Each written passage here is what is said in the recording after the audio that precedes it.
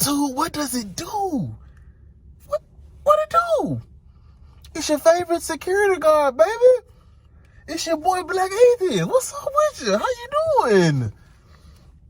How are you doing? Y'all know me. I'm back. I'm here to give you your daily bread, motherfucker. You know what time it is. Get your bullshit Bibles out. Get them out. Read along. Let's dive into the scripture. Amen? Yeah, okay.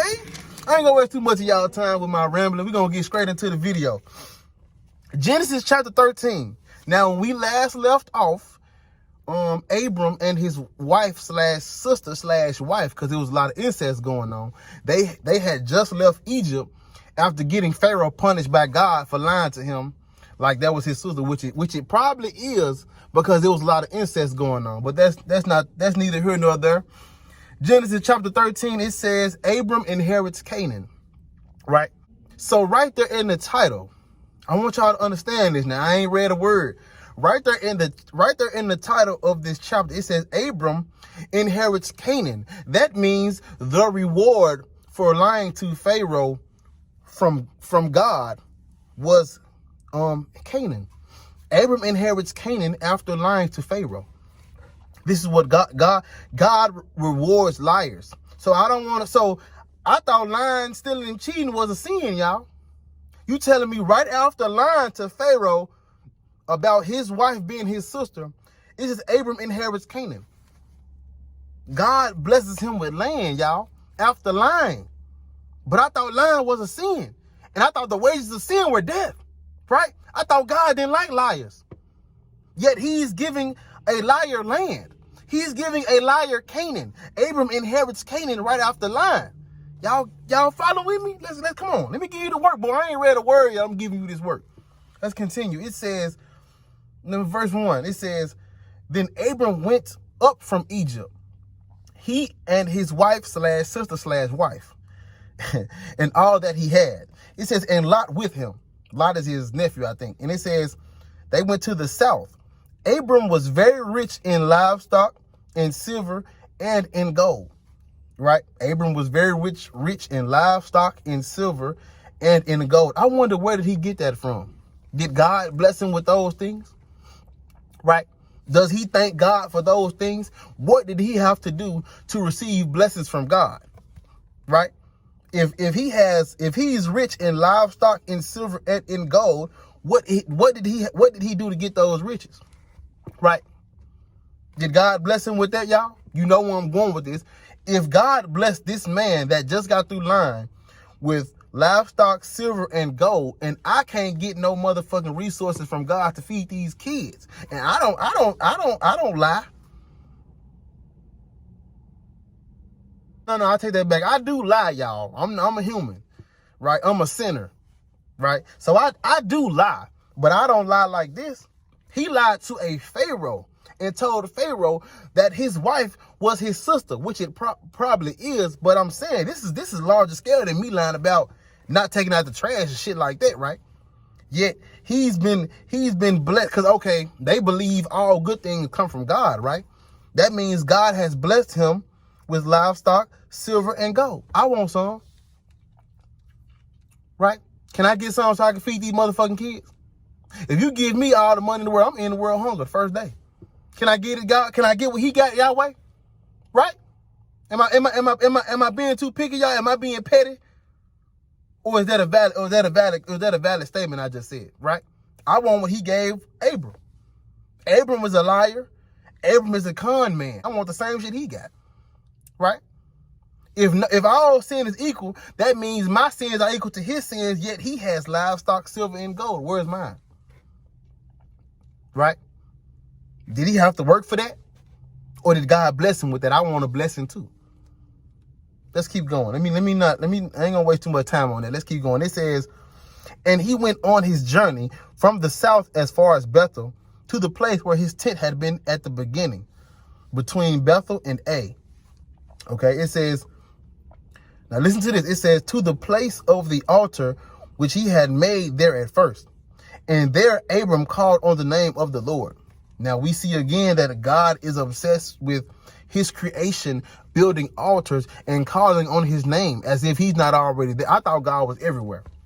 Why does Abram have to call on the name of the Lord if the Lord is everywhere? Why does Abram have to build an altar to get God's attention when God is all knowing, all powerful, omniscient, omnipresent, everywhere, in, under, in between, within, without, right? It's as if God is not everywhere he claims to be if I got to build an altar and call on the name of the Lord like he ain't right next to me. Let's keep going, though. It says, Lot also, who went with Abram, had flocks and herds and tents.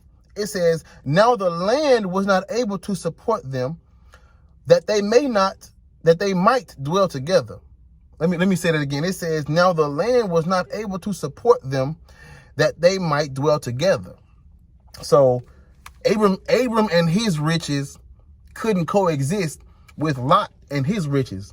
But I'm trying to understand how. Like, y'all are family, and I'm pretty sure it was enough land for both of y'all to have y'all own space. You know what I'm saying? I don't understand why they couldn't dwell together. Let's keep going. It says, for their possessions were so great that they could not dwell together. You telling me they had that much stuff that they couldn't live and they couldn't coexist? Anyway, let's keep going. It says, and there was strife between the herdsmen of Abram's livestock and the herdsmen of Lot's livestock. Okay, that's petty. What are y'all beefing about? All y'all doing is taking care of animals. Y'all can do that shit together. But God didn't teach them that back then. No. It says, the Canaanites and the Perizzites then dwelt in the land. It says, so Abram said to Lot, please let there be no strife between you and me, and between my herdsmen and your herdsmen, for we are brethren. Is not the whole land before you? Please separate from me. If you take the left, then I will go to the right. Or if you go to the right, then I will go to the left. So Abram is trying to be the bigger person, saying, hey, you know, it's enough land for both of us. You get the right, I get the left. And I respect it. You know what I'm saying? Let's keep going. It says, and Lot lifted his eyes and saw all the plain of Jordan, that it was well watered everywhere, before the Lord destroyed Sodom and Gomorrah. Damn. That's a spoiler alert. And it says that it was well watered everywhere before the Lord destroyed Sodom and Gomorrah. That means that he saw all of the plain of Jordan and it was well watered everywhere. I mean, it was taken care of before God destroyed Sodom and Gomorrah. So the land was perfectly fine before God destroyed it. That's what the book say. Let's keep going. It says, like the garden of the Lord, like the land of Egypt, as you go towards Zoar. It says, then Lot chose for himself all the plain of Jordan, and Lot journeyed east, and they separated from each other. Abram dwelt in the land of Canaan, and Lot dwelt in the cities of the plain and pitched his tent even as far as Sodom. Right? It says, but the men of Sodom were exceedingly wicked and sinful against the Lord. But the men of Sodom were exceedingly wicked and sinful against the Lord.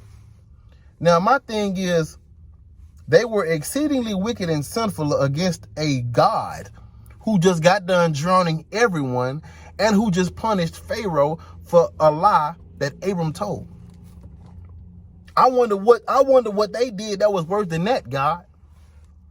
Because last time I checked, you the one that drowned every fucking body. And you control everything. So everything they're doing, you created them to do. So how can they sin? How can they be sinful against the Lord when the Lord created them in their sin, quote unquote? Are y'all following that?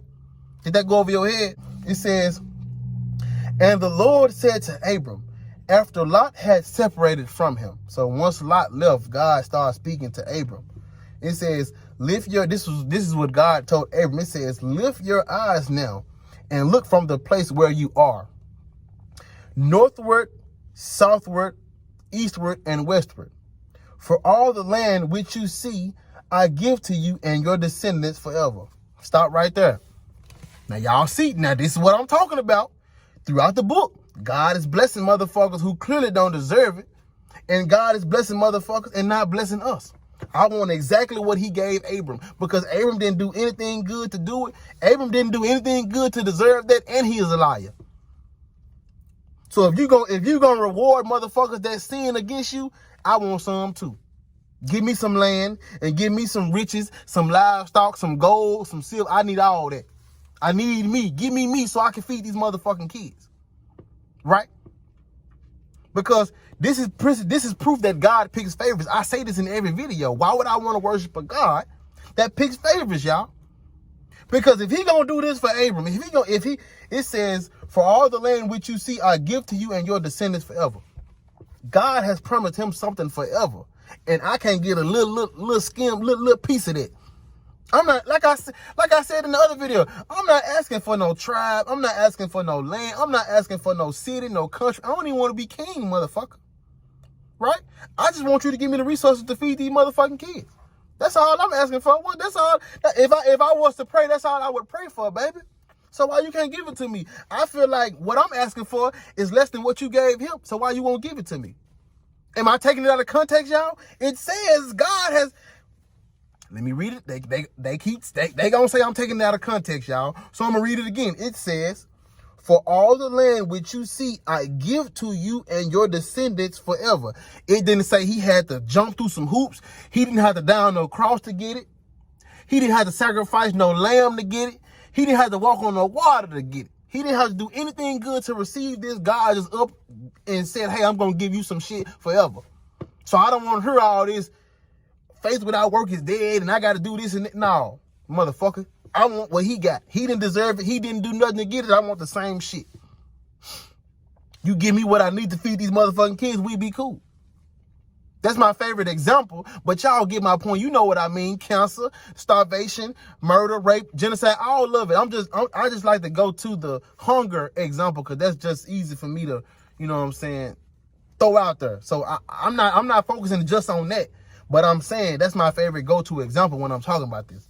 But let's keep going. It says, now listen, it says, and I will make your descendants as the dust of the earth, so that if a man could number the dust on the earth, then your descendants also could be numbered. That means a lot of people coming behind Abram.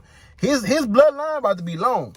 He about to get a lot of grandkids and great grandkids. He got his family about to be huge. It says if they could number the dust of the earth, then they could number your family. That's a lot of people.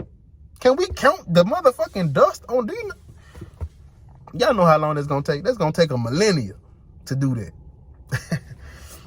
Let's keep going. It says, arise, walk in the land through its length and its width, for I give it to you. Then Abram moved his tent and went and dwelt by the terebinth tree of Mamre. It says, which are in Hebron, and built an altar there to the Lord. Okay, so that's the end of chapter 13. But I wanna focus on this last verse, this last little part of this chapter one more time. It says, and built an altar there to the Lord. Now look, y'all, this is the second time in this chapter that the book mentions Abram building an altar, going to an altar, and he building it for the Lord. He called on the name of the Lord when he went there. It's for the Lord. As if I'm getting now I'm not trying to take it out of context, y'all, because that's what they keep telling me on TikTok, Instagram, Facebook, Twitter. They say I'm taking it out of context. So I'm trying to understand why God is obsessed with his creation, building altars. Like I said in the beginning, why is this a repeated thing? Why do we have to do this to please a God that's everywhere, that's all knowing, all powerful, omnitrix, omniverse, omnibenevolent, omnipresent, everything?